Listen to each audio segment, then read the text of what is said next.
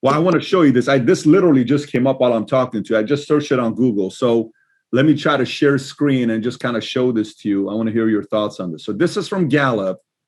So Gallup shows, let me know if you can see it. I can see. Yeah, go ahead. Okay, so Gallup shows that since 2012 till today, Americans' self-identification as LGBT went from 3.5% to 3.6, 3.7, 3.9, now 5.6% identify as LGBT, up 2% from just 8 years ago to 2020. So, and Gallup is pretty center, it's not left or it's right. Where, like, for example, maybe I'll take a different angle with this. I don't have to go necessarily to this. Let's take another one.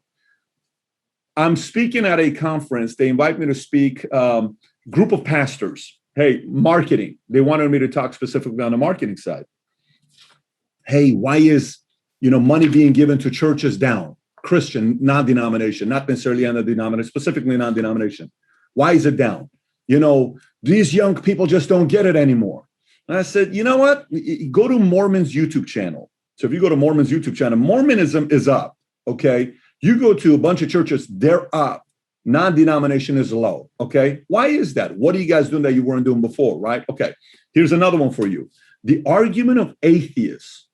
That argument wasn't that high 50 years ago, okay? We had it, don't get me wrong. Of course we've had it for a long time. This isn't a new thing. Thomas Jefferson had an element of debating the existence of God. So it's not a new thing. I'm not sitting here telling you everybody always believed in God, but you'll hear a lot of people say things like this.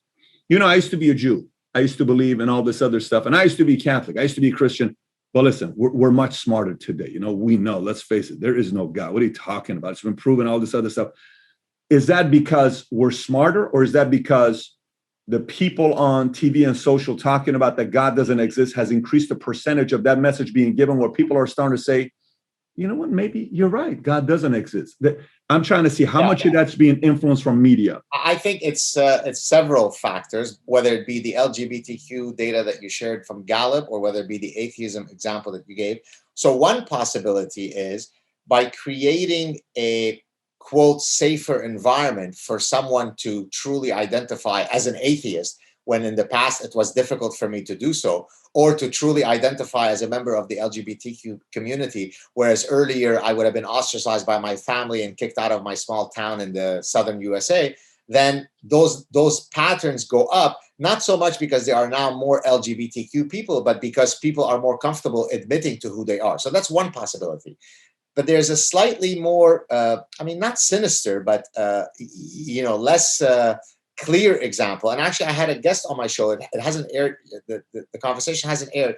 Her name is Abigail Schreier. She wrote a book where she basically argued that the increase in transgender young women, so biological women who now self-identify as male, is akin to a social contagion, right? In other words, in the same way that a contagion can spread, ideas also spread.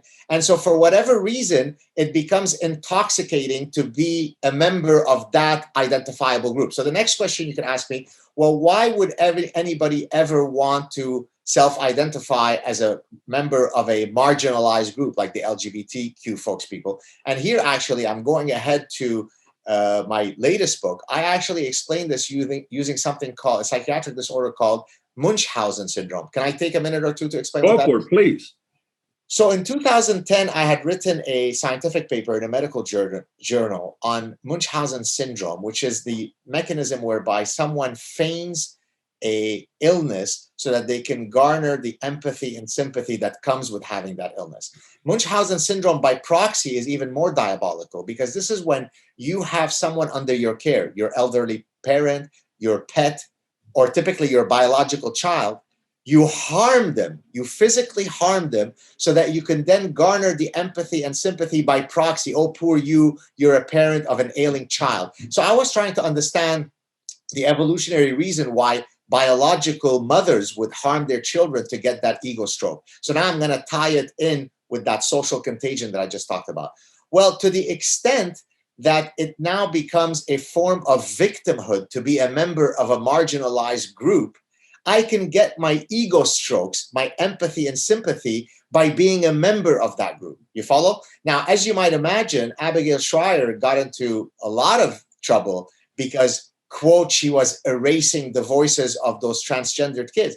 Now, she wasn't saying that transgenderism doesn't exist. She wasn't saying that we should be bigoted towards transgenderism. She was simply saying that for some of the people, they aren't truly transgendered. They are simply succumbing to a social contagion. So to go back, to finalize with your Gallup poll, I suspect that some of that uptake is due to the social contagion effect. So if you like this little short clip from an interview I did, click over here to watch the entire interview. And please don't forget to subscribe to the channel. Take care, everybody. Bye-bye.